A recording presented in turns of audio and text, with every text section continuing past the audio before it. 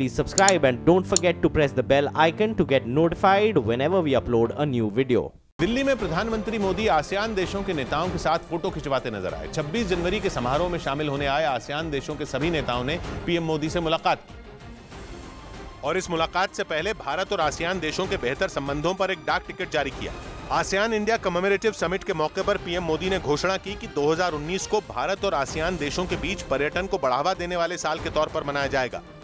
I propose that we declare 2019 as the ASEAN India Year of Tourism. इस मौके पर प्रधानमंत्री मोदी ने 26 जनवरी के समारोह में मेहमान बनकर आए सभी नेताओं को धन्यवाद दिया और आसियान देशों से भारत के संबंध और भी बेहतर होने की उम्मीद जताई। आसियान के 10 देशों का संगठन है जिसे एशिया का सबसे मजबूत संगठन माना जाता है और ये संगठन भी भारत की बढ़ती ताकत से अच्छी तरह वाकिफ है। इसलिए आसियान के कई देशों ने भारत के साथ समझौतों पर दस्तखत किए। Two MOUs were signed at the end of the discussions. इसके अलावा सभी देशों ने आतंकवाद के मुद्दे पर भी भारत से चर्चा की और उससे निपटने के लिए कारगर रणनीति बनाए जाने पर जोर दिया। There was discussion about the menace of terrorism that we are afflicted with, both Philippines and India. इस मौके पर आसियान देशों ने आतंकवाद से निपटने के लिए उठाए गए भारत के कदमों की तारीफ भी की। महाराष्ट्र विधानसभा में नेता विपक्ष ने सरकार पर जासूसी करने का आरोप लगाया। महाराष्ट्र विधानसभा में नेता विपक्ष राधाकृष्ण विखे पाटिल ने सरकार पर विपक्ष के नेताओं की जासूसी का आरोप लगाया। उत्तर रेलवे की मुरादाबाद मंडल ने बच्चों के बनाए चित्रों से स्वच्छता के प्रति लोगों को जागरूक करने का कार्यक्रम शुरू किया। उत्तर प्रदेश के मथुरा रेलवे स्टेशन पर खड़ी कासगंज पैसेंजर ट्रेन के एक डिब्बे में शॉर्ट सर्किट से आग लग गई। मध्य प्रदेश के सतना में शव वाहन न मिलने के बाद गांव वालों की मदद से ट्रैक्टर से शव को ले जाया गया। मध्य प्रदेश के नीमच में लूट के 2 मामले में पुलिस ने एक गैंग के 6 बदमाशों को गिरफ्तार किया। उत्तर प्रदेश के मुरादाबाद सिविल लाइंस थाने में एक महिला अपना चेहरा कपड़े से छिपा के नजर आई। आरोप है कि यह महिला लुटेरी दुल्हन गैंग की एक सदस्य है जिसे पुलिस ने कई शिकायतों के आधार पर गिरफ्तार कर लिया। अधिकारियों के मुताबिक आमना नाम की महिला पैसे ऐंठने के लिए दुल्हन की मां का किरदार निभाती थी। पीड़ितों का दावा है कि ये गैंग पहले फर्जी शादी कराते थे और बाद में दुल्हन को लेकर फरार हो जाते थे। यहाँ कोर्ट में हमने कोर्ट मैरिज कर ली, दर्द के बहाने मतलब वो लड़की उतर गई। आरोप है कि ये गैंग लूट के लिए हर बार नई आईडी और दस्तावेज का इस्तेमाल करता था। इस गैंग में 2 लड़कियां बताई जा रही हैं, जिनमें एक नाबालिग लड़की को पुलिस ने गिरफ्तार कर लिया।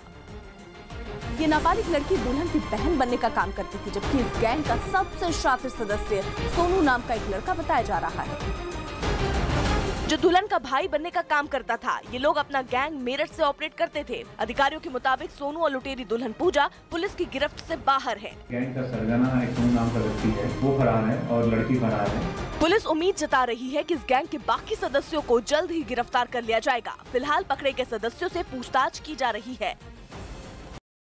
आईओसी यानी इंडियन ऑयल कॉर्पोरेशन को दिल्ली में कुछ लोग बेहद चालाकी से चूना लगा रहे थे। आरोपों के मुताबिक आईओसी की पाइपलाइन में सेंध लगाकर कुछ लड़के पेट्रोल की चोरी कर रहे थे। दिल्ली पुलिस के मुताबिक आरोपी लड़के जिस कमरे को किराए पर लेकर रह रहे थे उसी घर में पेट्रोल चोरी की पूरी मशीनरी लगाई गई थी। कमरे में एक पाइपलाइन थी जिससे पेट्रोल निकाला जाता था। इस पाइपलाइन से आने वाले पेट्रोल को एक खास तरह की टंकी में भरा जाता था। इस तरीके से आरोपी केवल एक हफ्ते में करीब 3000 लीटर पेट्रोल की चोरी कर चुके थे। आईओसी की पाइपलाइन तक पहुंचने के लिए आरोपियों ने बाकायदा घर में एक सुरंग खोदी थी। ये सुरंग करीब 2.5 फुट चौड़ी और 150 फुट लंबी थी, जो सीधा आईओसी की पाइपलाइन तक पहुंचती थी। आरोपियों ने पाइपलाइन को काटकर उसमें एक खास तरह का नल फिट कर दिया था। ये वो नल था जिसे खोलते ही पाइपलाइन से पेट्रोल घर में रखी टंकियों तक पहुंचने लगता था। लेकिन पाइपलाइन में जो नल आरोपियों ने लगाया था वो इतना मजबूत नहीं था जो ज्यादा दबाव झेल पाए। इसीलिए पाइपलाइन में पेट्रोल से निकलने वाली गैस का दबाव बढ़ते ही वो टूट गया और अचानक एक धमाके के साथ आग लग गई। इसी अफरा तफरी के बाद आरोपी सब कुछ छोड़कर भागने पर मजबूर हो गए और मौके पर पहुंची पुलिस को तेल की चोरी के खेल का पता चल गया। मध्य प्रदेश में पुलिस ने हत्या के आरोपी को पकड़ा। मध्य प्रदेश के मंडला में पुलिस ने प्रेम प्रसंग में लड़की के भाई की हत्या के आरोपी को गिरफ्तार किया। वाराणसी में एक गांव से प्राचीन राम मंदिर से अष्टधातु की 5 मूर्तियां चोरी होने का मामला सामने आया। उत्तर प्रदेश के सीतापुर में पुलिस ने पैरोल पर जेल से बाहर आने के बाद 3 साल से फरार चल रहे इनामी बदमाश को गिरफ्तार करने का दावा किया। उत्तर प्रदेश के फिरोजाबाद में पुरानी रंजिश में एक बुजुर्ग की गोली मारकर हत्या का मामला सामने आया। उत्तर प्रदेश के कानपुर में होमगार्ड और उसके परिवार को घर में बंधक बनाकर करीब 20 लाख की लूट का मामला दर्ज हुआ। मध्य प्रदेश के भोपाल में कॉलेज की एक छात्रा ने एक वीडियो संदेश सोशल मीडिया पर साझा किया। वायरल हुए इस वीडियो के बाद पुलिस ने इस लड़की को कांग्रेस विधायक हेमंत कटारे को ब्लैकमेल करने के आरोप में गिरफ्तार कर लिया। लेकिन गिरफ्तारी से पहले इस लड़की ने एक वीडियो जारी किया। वीडियो के जरिए उसने दावा किया कि मध्य प्रदेश के अटेर से कांग्रेस विधायक हेमंत कटारे पर लगाया रेप का आरोप गलत है। सोचो ये ठकुराइन जब अपनी वाली पे आ जाए तो क्या क्या हो सकता है।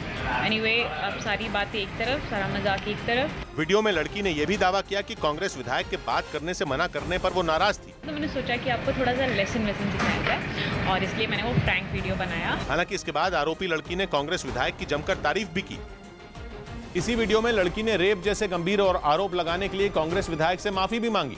लेकिन इससे पहले इस लड़की ने एक और वीडियो के जरिए कांग्रेस विधायक को घेरने की कोशिश की थी, जिसमें उसने कांग्रेस विधायक हेमंत कटारे पर रेप और ब्लैकमेल करने का आरोप लगा दिया था। हेमंत कटारे जो कि विधायक है अटेर से, ये एक रेपिस्ट है, मेरी लाइफ स्पॉइल कर दी। आरोप लगाने वाली लड़की ने यह भी दावा किया था कि कांग्रेस विधायक हेमंत कटारे उसकी कुछ निजी तस्वीरों का हवाला देकर ब्लैकमेल भी कर रहे हैं। आज के लिए मुझे ब्लैकमेल कर रहा है कि मेरी कुछ पिक्चर्स है इसके पास, वो वायरल कर देगा। इसी वीडियो में लड़की ने यह भी माना था कि उसके और कांग्रेस विधायक के बीच प्रेम संबंध थे और यह भी दावा किया था कि कांग्रेस विधायक की प्रताड़ना से परेशान होकर उसने आत्महत्या करने की भी सोची थी। लड़की के आरोपों के बाद कांग्रेस विधायक भी मीडिया के सामने आए और उन्होंने लड़की पर ही एक के बाद एक गंभीर आरोप लगा दिए। कांग्रेस विधायक ने दावा किया कि एक सामाजिक कार्यक्रम के लिए मदद के नाम पर लड़की ने उनको 30-40 कॉल किए थे, जिस पर उन्होंने लड़की से मिलने के लिए हामी भर दी। इस मुलाकात के बाद से लड़की ने उनको ब्लैकमेल करना शुरू कर दिया। एक ऐसा वीडियो बनाया जिसका कोई सर पैर नहीं था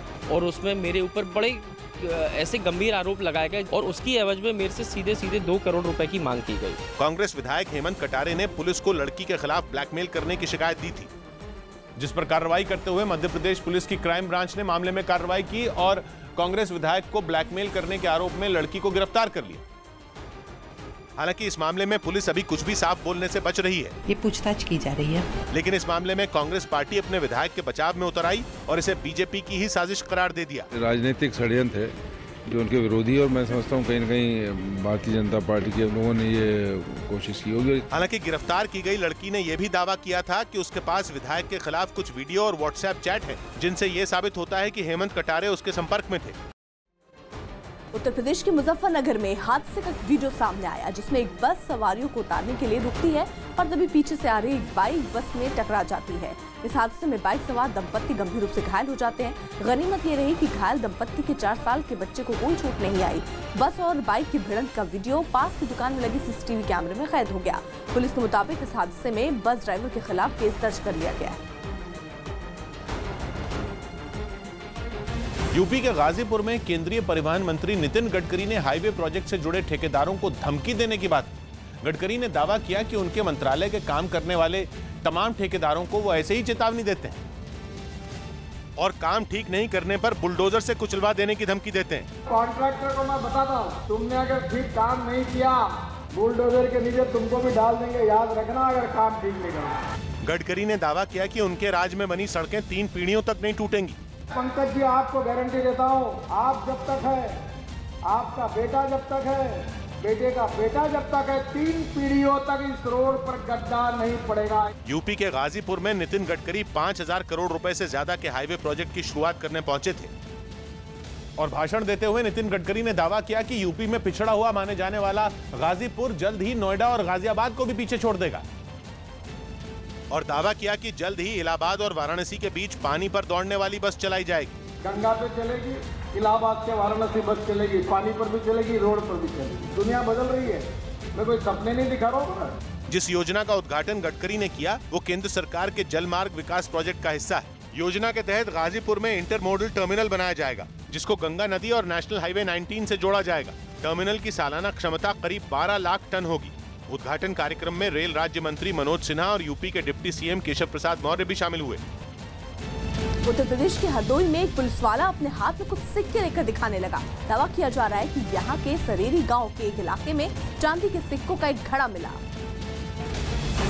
जिसमें 1913 से लेकर 1918 तक के चांदी के सिक्के भरे हुए थे।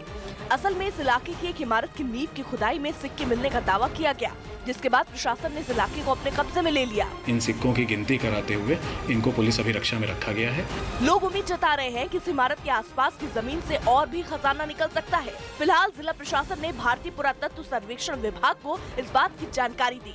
अधिकारियों के मुताबिक रिसर्च के बाद यहाँ जमीन की खुदाई की जा सकती है। उत्तर प्रदेश के इलाहाबाद में शिक्षा विभाग के दफ्तर के बाहर धरने पर बैठे कई लोग अपनी मांगों को लेकर नारेबाजी करने लगे। इन लोगों ने आरोप लगाया कि सूबे में इनका बतौर सहायक टीचर सिलेक्शन हुआ था, लेकिन अब तक इनको नौकरी नहीं मिली, जिससे गुस्साए ये लोग अपनी मांगों को लेकर शिक्षा विभाग के दफ्तर के सामने धरने पर बैठ गए। इन लोगों ने सरकार पर वादा खिलाफी का आरोप लगाते हुए जमकर नारेबाजी की। अच्छे दिन के सपनों पर शिक्षक बटे सरकोपर, अच्छे दिन के सपनों पर शिक्षक बटे सरकोपर। प्रदर्शन के दौरान इन लोगों के हाथों में तख्तियां भी नजर आईं, जिन पर सहायक टीचरों को नौकरी देने और सरकार पर अपने वादे से पलटने की बात लिखी थी। 2011 में चयनित जो प्रशिक्षु हैं वो भी कर रहे हैं और यहाँ पर 18 जनवरी से लगातार धरना दे रहे हैं। सरकार पर अनदेखी का आरोप लगाते हुए इन लोगों ने अपना सिर मुंडवाकर विरोध दर्ज करवाया। लगभग 5 महीने हो गए, हमारा अब तक जो है मौलिक नियुक्ति नहीं मिली है। प्रदर्शन कर रहे लोगों ने शिक्षा विभाग के अधिकारियों पर आश्वासन के नाम पर ठगने का भी आरोप लगाया और सरकार से चुने गए सहायक टीचरों को जल्द नौकरी देने की मांग की। इस प्रदर्शन में कई महिलाओं ने भी हिस्सा लिया और सरकार को चेतावनी दी कि अगर जल्द उन्हें नौकरी नहीं मिली तो वो भी अपना सिर मुंडवाकर सरकार का विरोध करेंगी। जो मुंडन संस्कार करा रहे हैं, अगर अब भी सरकार नहीं जागी तो ये काम अब हम महिलाएं कराएंगे। इन लोगों का आरोप है कि 2011 की सहायक टीचरों की भर्ती के तहत 28 जिलों के 803 लोगों का चयन हुआ था। नियम के मुताबिक सरकार को इन लोगों को 1 महीने के अंदर नौकरी देनी थी, लेकिन अब तक इन लोगों को नौकरी नहीं दी गई। इतने मुसीबत में है, इतनी परेशानी में है कि हम घर बार छोड़कर यहाँ पर धरने पर बैठे हैं। फिलहाल इन लोगों ने अपनी मांगे नहीं माने जाने पर आमरण अनशन करने की चेतावनी दी है। मध्य प्रदेश के भोपाल में सहकारिता मंत्री विश्वास सारंग की तिरंगा यात्रा के दौरान समर्थक आपस में भिड़ गए। मंत्री विश्वास सारंग ने अन्ना नगर इलाके में तिरंगा यात्रा का आयोजन किया था। यात्रा के दौरान 2 गुट आमने सामने आ गए और काफी देर तक आपस में भिड़ते रहे, जिसके बाद पुलिस ने 2 लोगों को गिरफ्तार कर लिया। मंत्री विश्वास सारंग 26 जनवरी के मौके पर हर साल तिरंगा यात्रा निकालते हैं।